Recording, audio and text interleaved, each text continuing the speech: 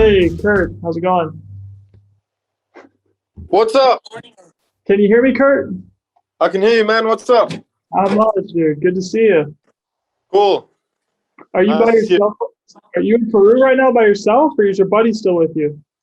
you. No, he's not with me at the moment. He is in another country, and I am in another country. I'm not going to say where because, there's some creepy Sure, people out there, for and I sure. get some creepy messages sometimes. So that's undisclosed information for now. But yeah, All good, man. It's all no, good. You don't you we're in don't two tell me. different countries, and yeah, man. How are you? Thank you so much for getting hold of me. By the way, I really appreciate that, man.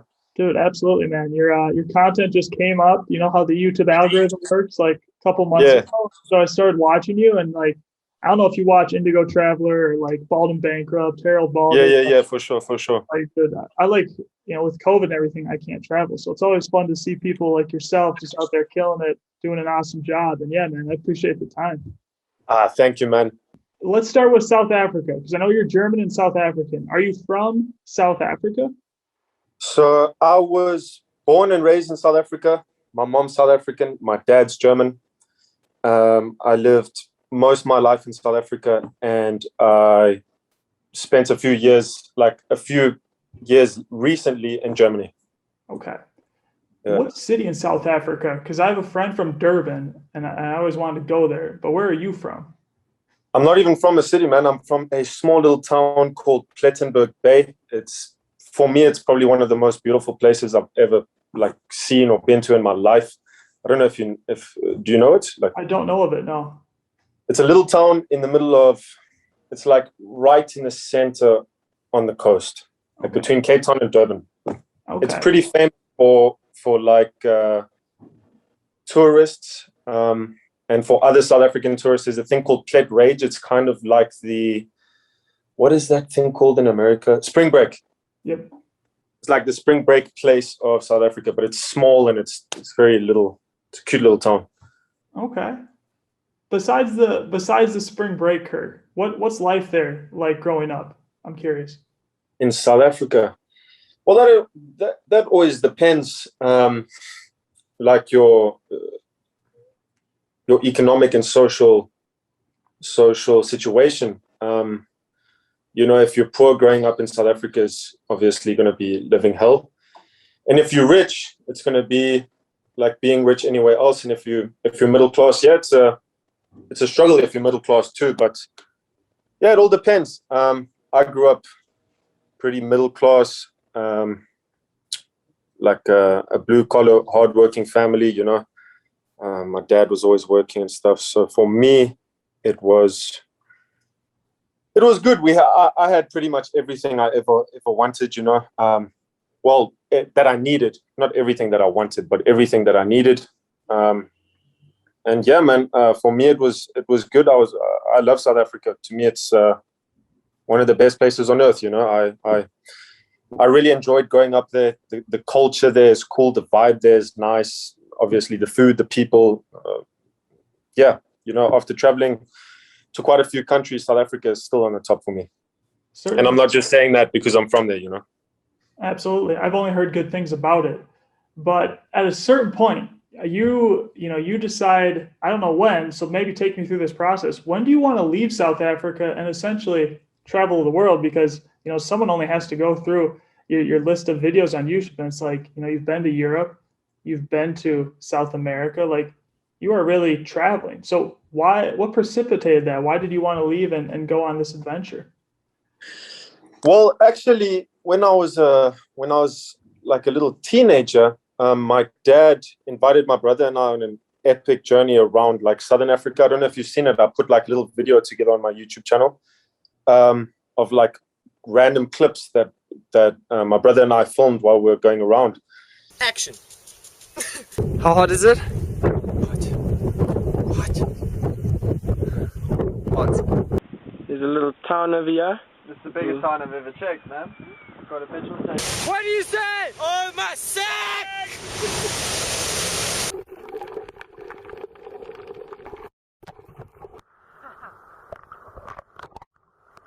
And that was like my first proper trip, you know. That was like the first time I got out of South Africa. And yeah, ever since then, I was like, oh, this is cool. And then later, when I was a bit older, we moved to Germany. And then when I was in Germany, like flights from Germany to different countries, like to Poland or to Italy or to the UK, was super cheap, you know. And actually, I was I would say the base of how it all started was I left Germany to go to the UK, to go to France, to look for work, because I dropped out of school to work, and then like the jobs in Germany weren't working out. I was like unhappy, and then yeah, I tried it in the UK because I have a sister that's living in the UK, and she was like, come over, and some friends that were living and working there, and they're like, why don't you come out and try and work as a plumber in the UK? So I tried to go to the UK to work as a plumber. That didn't work out. Then I went back to Germany, and then I went to the south of France to try and work on the boats, like a lot of South Africans do. That kind of worked out. I lived in the south of France for a year.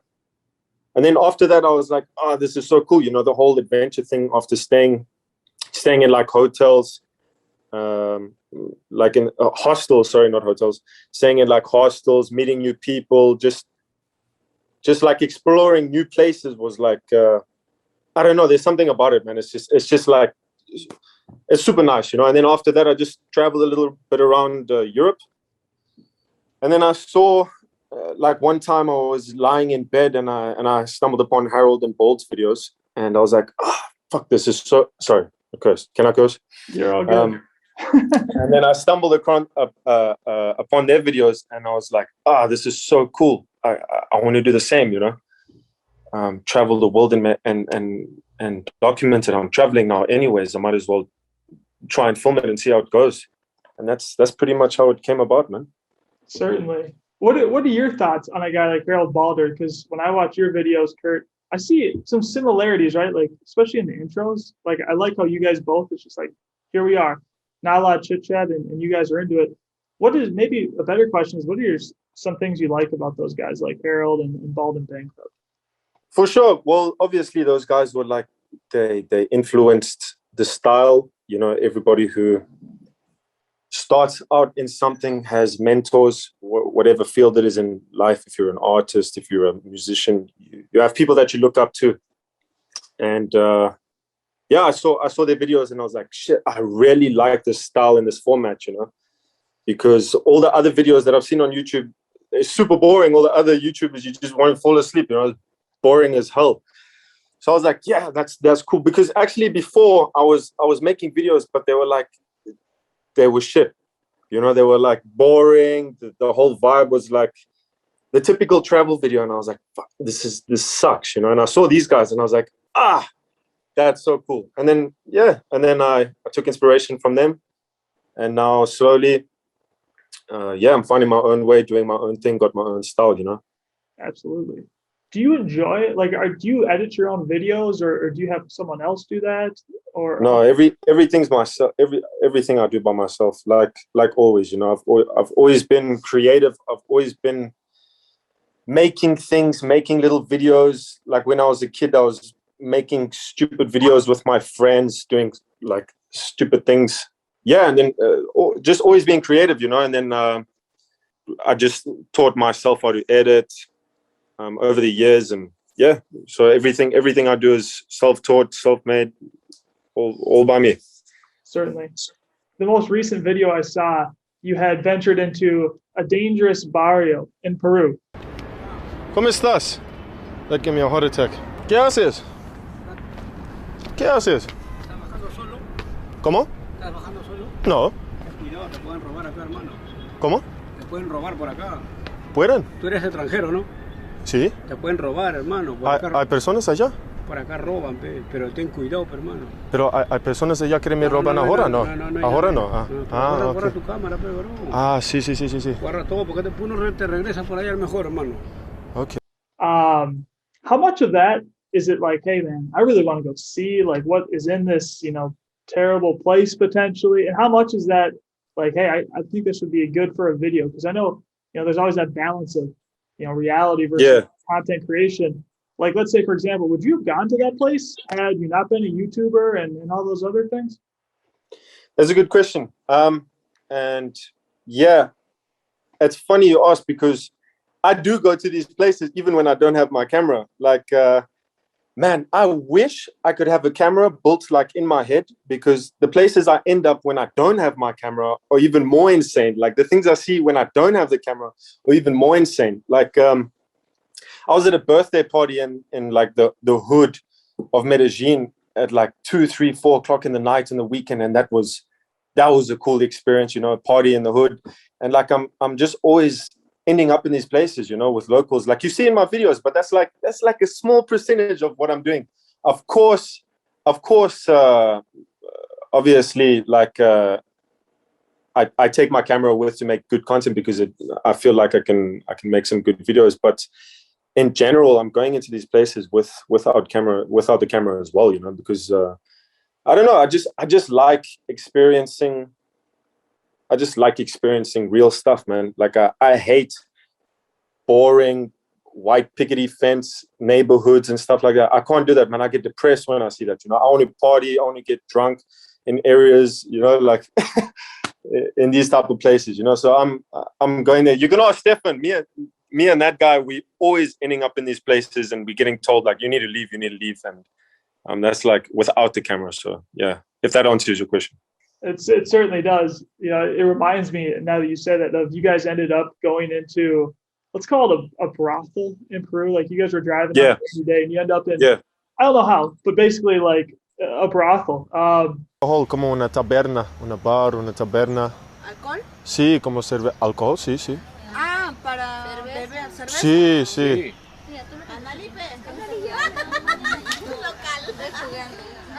Como una taberna, ¿sabes qué es? Ah, ya, como una caverna. Una Sí. cantina, le decimos acá, cantina.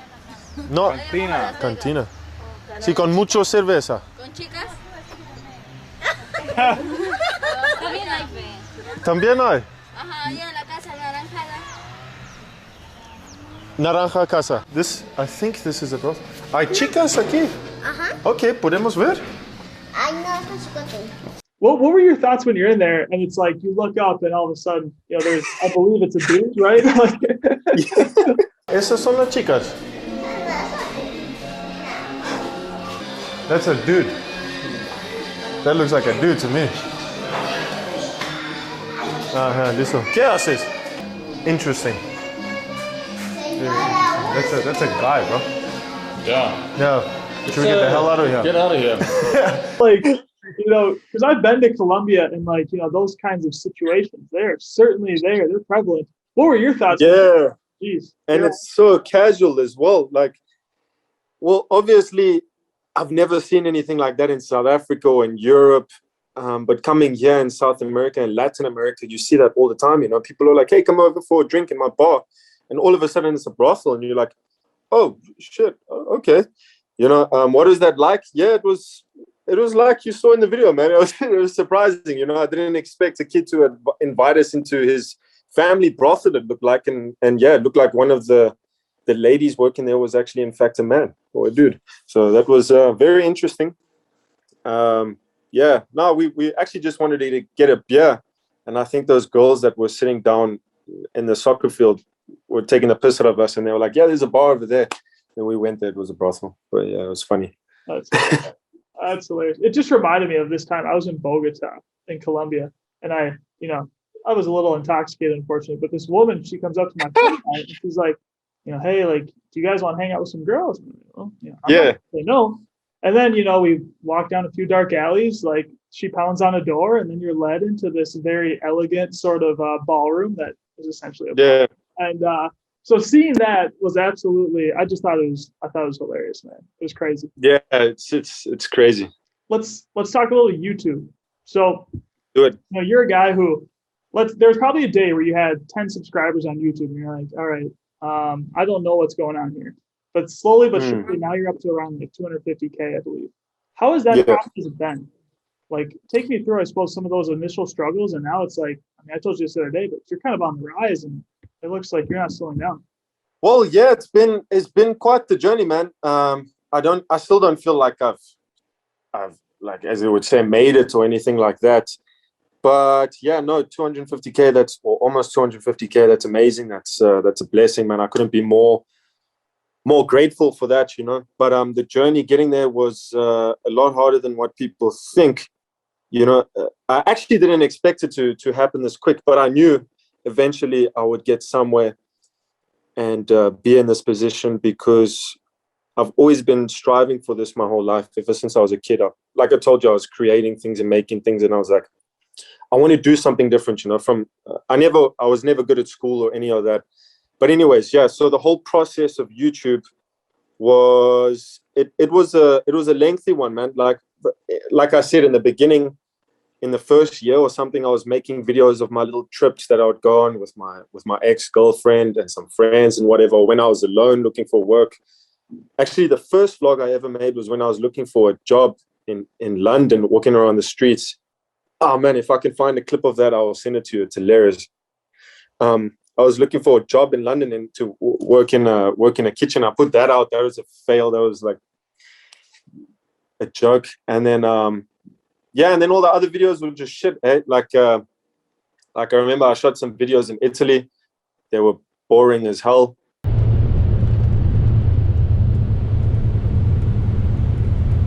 Yeah, I just did some videos around Europe and some other countries, and they sat on there for like a year.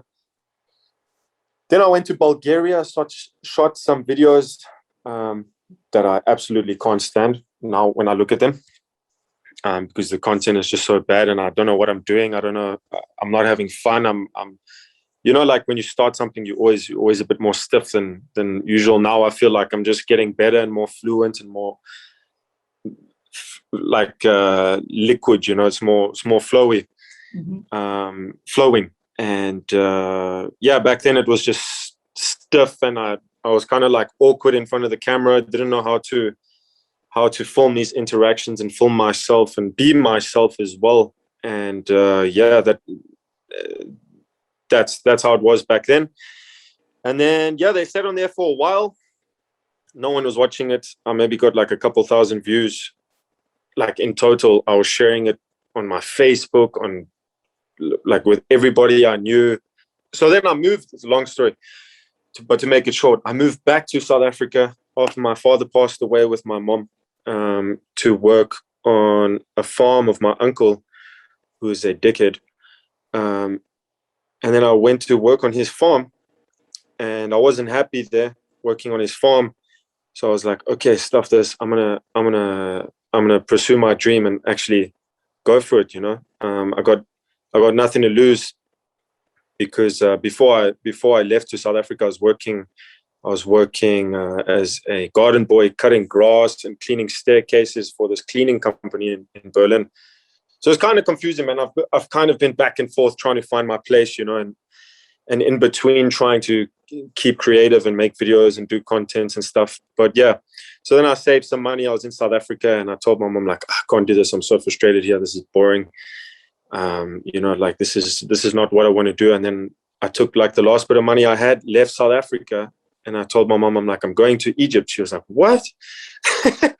Like, I'm going to Egypt. And she's like, okay. And then went to Egypt, made some videos, put myself in some funny situations.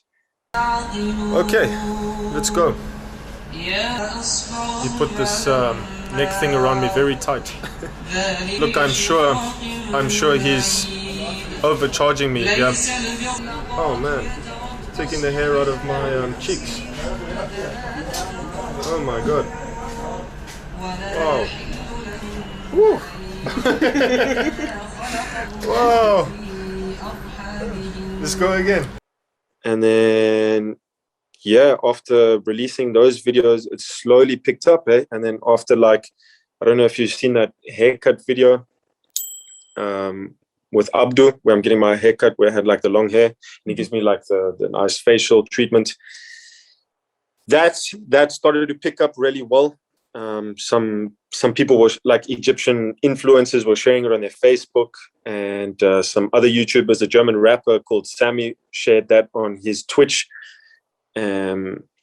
yeah, and then that just picked up, and then the whole Ibrahim scammer video that picked up. We have made it to the old or the downtown of Cairo. Or the downtown of Cairo. Now let's see what we can buy. Good. Yes. My name Ibrahim. Ibrahim, I'm okay. I look alone. Okay, good. Okay. I see you later. Okay, don't worry. Okay, this guy's trying to scam me here. Okay, my brother, Okay. my father. لا خلاص. He's coming now, following me. خلاص. Yeah, and then just after that, the pyramids video blew up as well, and that got like over 1 million views. And I think after that, I was like pretty sorted with the subscribers, and I was good to go, you know. And then just been building ever since. You hit on a really good point, which is it's a common theme in a lot of people I talk to or interview, is that you come to a point in your career where even your life, you're like, I don't want to do just the steady, you know, unsatisfying, let's call it 9 to 5 grind. Yeah. You know, you went through that and you took the last bit of money you had and you bet on yourself. It's funny because every time I talk to someone, they do that and things just kind of work themselves out financially. It's insane, man. I got goosebumps now that you're saying it. It's crazy. Because my whole life I've been dreaming about doing something I want, you know, because I hated going to school, man. I dropped out of school. I hated going to work, you know. I used to wake up at 4 o'clock and go 4 o'clock in the morning and drive like 2 hours in the cold to go clean staircases and cut grass. And I was like, this is not me. I can do way better than this, you know. And yeah, now that you said that, I just got goosebumps because I had nothing more to lose. My dad passed away.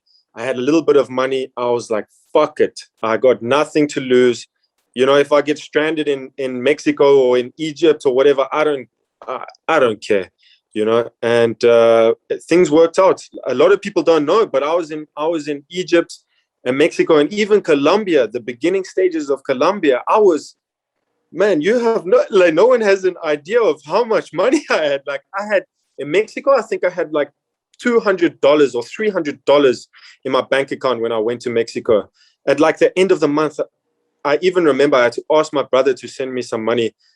Luckily, he could send me some money. But yeah, I had like $10 at the end of the month. Even in the beginning, like first two months in Colombia, I had like $10-20 at the end of the month, you know, because I was hanging on by a thread, you know, doing like little editing videos for some rappers and stuff like that, and editing their videos and getting a little cash here and there online. And yeah, that was tough. That's crazy you say that, because I think you were walking the beach in Cartagena and yeah, you're talking to the camera and you're like, you know, oh, you guys think I'm cheap or whatever, but I don't make that much money as a YouTuber. Like at this point, does YouTube pay, Kurt, in the sense of, is it a profitable thing? Like, do you have, let's say, other brands who now want to work with you because you have more of a subscriber base? Like, are things beginning to develop financially, or is it still a grind even at 250,000 subs? Well, yeah, that video that you see in Cartagena, man, that was exactly that point in my life where I had nothing, you know, and that's why I said it, because everyone was like, oh man, you're hustling these hustlers, you're cheap. And I was like, why must I give them money? I don't have money, you know.